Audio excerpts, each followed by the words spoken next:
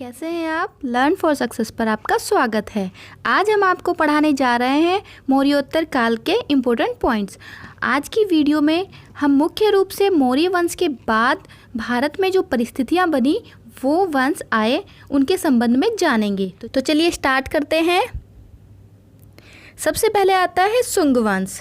तो शुंग वंश के बारे में महत्वपूर्ण तथ्य जान लेते हैं। मौर्य वंश का अंतिम शासक बृहद्रथ था। बृहद्रथ की हत्या पुष्यमित्र शुंग ने की थी। और ये पुष्यमित्र शुंग कौन था? ये उन्हीं का अमात्य अर्थात सेनापति था। शुंग वंश की स्थापना 185 ईसा पूर्व में हुई थी।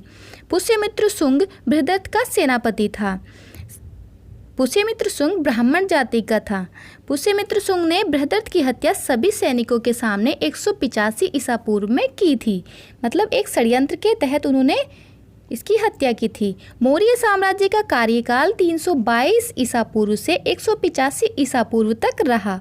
शुंग वंश की स्थापना पुष्यमित्र शुंग ने की थी। वैदिक धर्म का पुनः उद्धार करने वाला पुष्यमित्र शुंग को माना जाता है, क्योंकि मौर्य काल में सम्राट अशोक के टाइम पीरियड से बृहद्रथ के टाइम पीरियड तक बौद्ध धर्म का बहुत ज़्यादा प्रचार हुआ।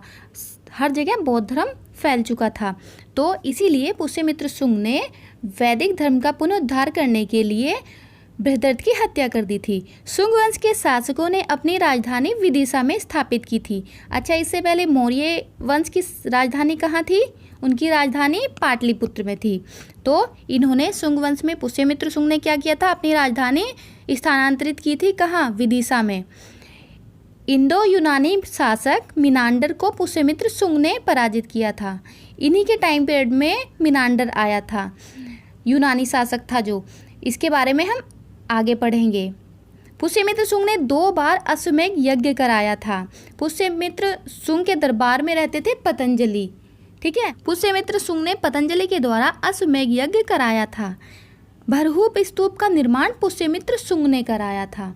पुष्यमित्र शुंग के बेटे का नाम था अग्निमित्र, जो उसका उत्तराधिकारी बना था।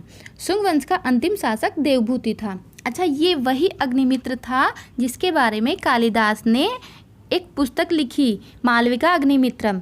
और मालविका अग्निमित्रम में मालविका और अग्निमित्र के प्रेम विवाह का वर्णन है। तो ये जो रचना लिखी थी, ये वही अग्निमित्र है, पुष्यमित्र शुंग के बेटे अग्निमित्र। उन्हीं के बारे में उन्होंने, कालिदास ने वो रचना लिखी थी। तो शुंग वंश का अंतिम शासक कौन था? देवभूति था। शुंग वंश के अंतिम शासक देवभूति की हत्या वासुदेव ने की थी। जैसे पुष्यमित्र शुंग ने बृहद्रथ की हत्या की थी, ऐसे ही आगे देवभूति की हत्या वासुदेव ने की थी। और देवभूति का सेनापति था वासुदेव, जैसे पुष्यमित्र शुंग था। वासुदेव ने शुंग वंश की हत्या 73 ईसा पूर्व में की थी।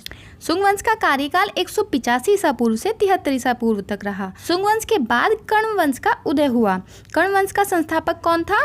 कर्ण वंश का संस्थापक वासुदेव था। अब जानते हैं कर्ण वंश के बारे में। कर्ण वंश के बारे में महत्वपूर्ण तथ्य देखिए। पुष्यमित्र शुंग ने अंतिम मौर्य शासक बृहद्रथ की हत्या कर जिस तरह शुंग वंश की स्थापना की थी, ठीक उसी प्रकार वासुदेव ने अंतिम शुंग शासक देवभूति की हत्या कर 75 ईसा पूर्व में कर्ण वंश की स्थापना की। कर्ण वंश की जानकारी के लिए सर्वाधिक महत्वपूर्ण स्रोत बाणभट्ट रचित हर्षचरित है। बाणभट्ट ने जो हर्षचरित लिखी थी, उसमें वसुदेव द्वारा कर्ण वंश की स्थापना का वर्णन इस प्रकार है। शुंगों के अमात्य वसुदेव ने रानी के वेश में देवभूति के दास की पुत्री द्वारा स्त्री प्रसंग में अति आसक्त एवं कामदेव के वशीभूत देवभूति की हत्या कर दी। कर्ण भी शुंगों के समान ही ब्राह्मण थे। ठीक है, ये किस में लिखा था? ये हर्षचरित में लिखा हुआ है। और हर्षचरित किसकी रचना है? ये बाणभट्ट की रचना है। वसुदेव ने 9 वर्षों तक शासन किया। उसके बाद कर्ण वंश के 3 शासकों ने शासन किया। वे 3 कौन कौन थे? उनमें सबसे पहले थे भूमिमित्र, जिन्होंने 14 साल तक किया। उसके बाद नारायण, जिन्होंने 12 साल तक शासन किया। और उसके बाद सुशर्मा, जो लास्ट थे वो सुशर्मा थे, उन्होंने 10 साल तक शासन किया। सुशर्मा की मृत्यु के साथ ही कर्ण राजवंश तथा शासन की समाप्ति हो गई। वायु पुराण से ज्ञात होता है कि सुशर्मा की हत्या उसके आंध्र जातीय भृत्य सिमुक ने कर दी। इस प्रकार 30 ईसा पूर्व में कण्वों का अंत हो गया। अब पढ़ते हैं सातवाहन के बारे में। सातवाहन वंश के महत्वपूर्ण तथ्य। कण्व वंश के अंतिम शासक सुशर्मा की हत्या करके सिमुक ने सातवाहन की स्थापना 28 ईस्वी में की थी। ठीक है, किसने की थी? सिमुक ने। और किसकी हत्या की थी? जो लास्ट शासक था सुशर्मा, उसकी हत्या सिमुक ने कर दी थी। और सिमुक को सिंधु, सिसुक, सिप्रक तथा वृषल भी कहा जाता है। सिमुक के बाद उसका छोटा भाई कृष्ण राजगद्दी पर बैठा था। सातवाहन वंश के प्रमुख शासक सिमुक, सातकर्णी, गौतमीपुत्र सतकर्णी, वशिष्ठिपुत्र पुलुमावी तथा यज्ञश्री सतकर्णी आदि थे। सतकर्णी प्रथम ने सातकर्णी सम्राट, दक्षिणापति तथा अप्रतिहत चक्र की उपाधियां धारण की थी। सातवाहन वंश का सर्वश्रेष्ठ शासक कौन था? उनका सर्वश्रेष्ठ शासक गौतमीपुत्र सतकर्णी था। वैनकटक नामक नगर की स्थापना गौतमी का पुत्र सतकर्णी ने की थी। सातवाहनों की राजकीय भाषा क्या थी? उनकी राजकीय भाषा प्राकृत थी। सातवाहन वंशी राजकुमारों को कुमार कहा जाता था। सातवाहन काल में सरकारी आय के महत्वपूर्ण साधन भूमि कर, नमक कर तथा न्याय शुल्क कर था।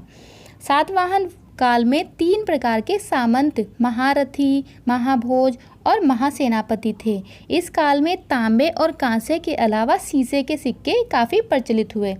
इसी काल के शीशे के सिक्के ना सबसे ज़्यादा फेमस हैं। सातवाहन काल में मुख्य रूप से 2 धार्मिक भवनों का निर्माण काफ़ी संख्या में हुआ। कौन कौन से थे? जो चैत्य किन्हें कहते थे?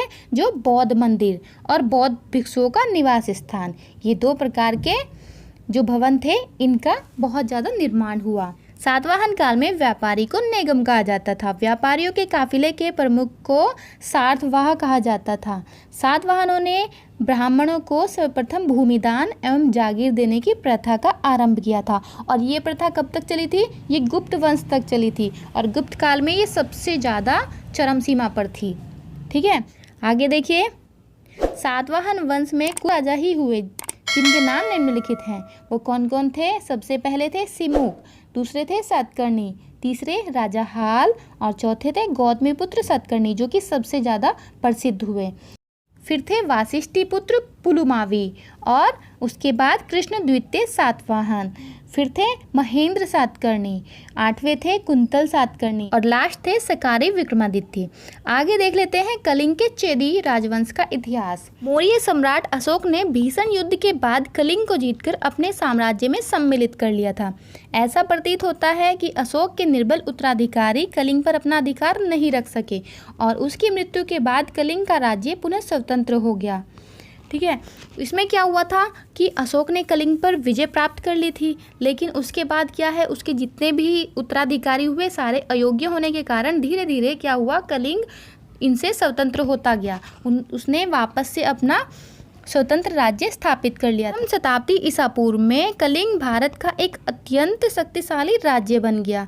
इस समय हम यहाँ चेदी वंश के महामेघवाहन कुल को शासन करता हुआ पाते हैं और चेदी वंश को ही महामेघवाहन वंश कहा जाता है। चेदी भारत की एक अत्यंत प्राचीन जाति थी। 6 शताब्दी ईसा पूर्व में चेदी महाजनपद विद्यमान था, जिसमें संभवतः आधुनिक बुंदेलखंड तथा उसके समीपवर्ती प्रदेश शामिल थे। चैत्य जातक में इसकी राजधानी सौथिवती बताई गई है। महाभारत में इसी को सुक्तिमती अर्थात शक्तिमती कहा गया है। लगता है कि इसी चेदी वंश की एक शाखा कलिंग गई और उसने वहां एक स्वतंत्र राजवंश की स्थापना की। अच्छा, इस चेदी वंश में सबसे शक्तिशाली राजा, सबसे शक्तिशाली कहिए या सबसे प्रतापी राजा एक ही हुए हैं, वो है खारवेल। तो खारवेल का इतिहास जान लेते हैं। कलिंग के चेदी राजवंश का संस्थापक महामेघवाहन नाम का व्यक्ति था, अतः इस वंश का नाम महामेघवाहन वंश भी पड़ गया। इस वंश का सर्वाधिक शक्तिशाली राजा खारवेल था। खारवेल प्राचीन भारतीय इतिहास के महानतम सम्राटों में से एक है।